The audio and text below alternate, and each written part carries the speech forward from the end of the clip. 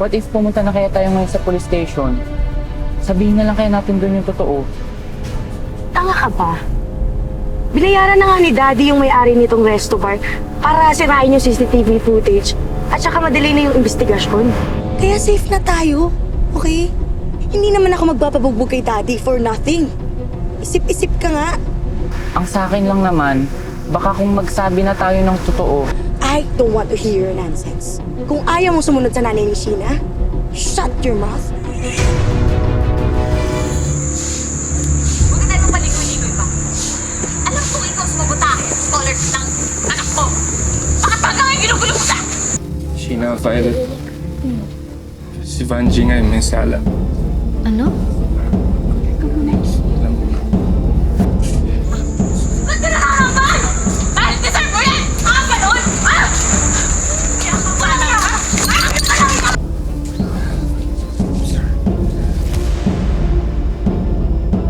Anak talaga ng Diablo yan si Banji? Nag-message si Marky.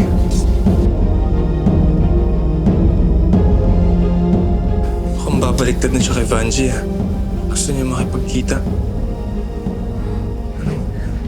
Sabihin mo pumunta siya dito. Dito.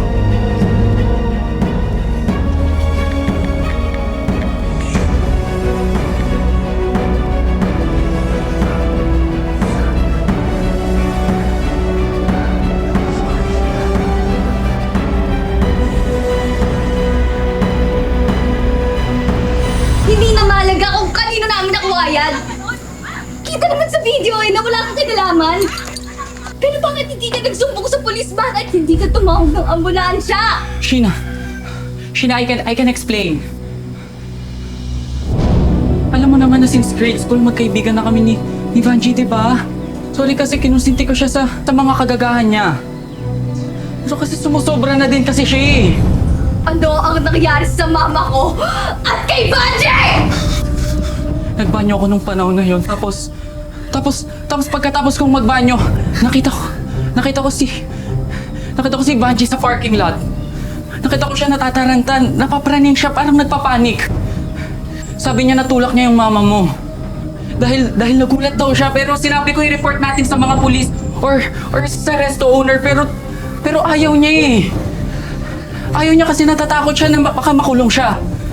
Na baka kapag nagsumbong kami... Na baka kapag nagsumbong kami, makulong si Vanji.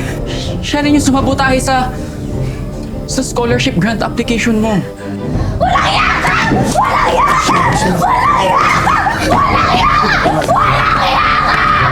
Kung matinukang tao, sana din-report mo! Walang silbi ang mga pulis dito! Kasi kahit sila, binabayaran ng tatay ni Vanji, oo. Yung sa resto bar. Tanda mo yun? Ano, nag-resto bar? Pati yung binayaran nila, yung mga owner nun, binayaran nila! Ba't ka nag-reach out sa amin? Gusto kong makatulong. Pati si Vanji, gusto ko nang matapos yung mga kahibangan niya. Tara na sa police station. Teka lang.